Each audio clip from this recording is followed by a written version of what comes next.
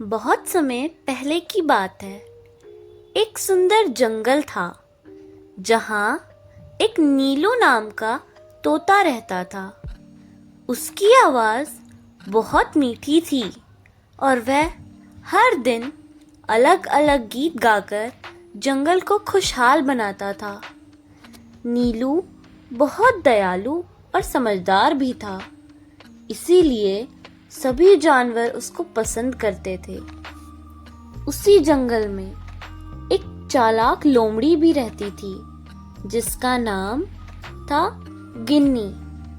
गिन्नी बहुत होशियार थी, लेकिन उसका दिमाग हमेशा दूसरों को बेवकूफ बनाकर अपना फायदा उठाने में लगा रहता था।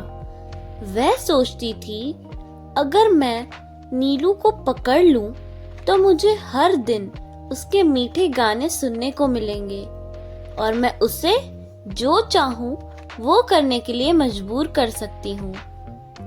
एक दिन गिन्नी लोमड़ी ने नीलू को पकड़ने की योजना बनाई। उसने एक बड़ा कटोरा लिया और उसमें कुछ चावल और मीठे दाने डाल दिए। फिर उसने नीलू को आवाज लगाई, अरे नीलू भैया, देखो मैंने तुम्हारे लिए स्वादिष्ट खाना रखा है, आओ इसे खाओ और दोस्ती का आनंद लो। नीलू समझदार था।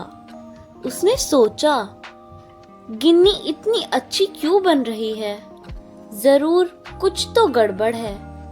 वह दूर से ही बोला, गिन्नी बहन, मैं पेड़ों के फल खाकर खुश हूँ, मुझे इन सब चीजों की जरूरत नहीं।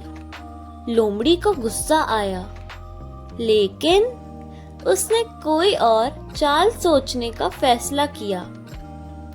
कुछ दिनों बाद गिन्नी ने एक और तरकीब सोची।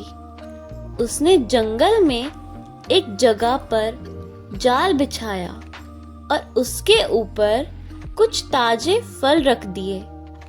फिर उसने नीलू को बुलाया, अरे नीलू, देखो यह फल कितने मीठे और रसीले हैं, तुम्हें ऐसे फल कहीं और नहीं मिलेंगे, जल्दी आओ।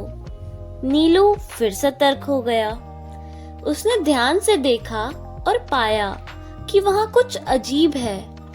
उसने चतुराई से कहा, गिन्नी बहन, तुम तो खुद फल बहुत पसंद करती हो, फिर तुमने इन्हें क्यों नहीं खाया? गिन्नी को कोई जवाब नहीं सूझा। वह झूठ नहीं बना सकी और चुप हो गई। नीलू हंसा और बोला, गिन्नी बहन, दोस्ती प्यार से होती है, धोखे से नहीं। अगर तुम मुझसे सच में दोस्ती करना चाहती हो तो सच्ची नियत से आओ, वरना तुम्हारी चालें मुझे नहीं फंसा सकती। गिन्नी को अपनी गलती का एहसास हुआ।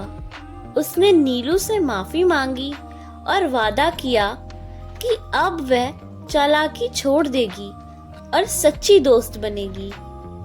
नीलू ने उसे माफ कर दिया और दोनों अच्छे दोस्त बन गए। इस कहानी से हमें यह सीखने को मिलता है कि धोखे और चालाकी से दोस्ती नहीं बनाई जा सकती, बल्कि सच्चाई और ईमानदारी ही सच्चे रिश्तों की नींव होती है।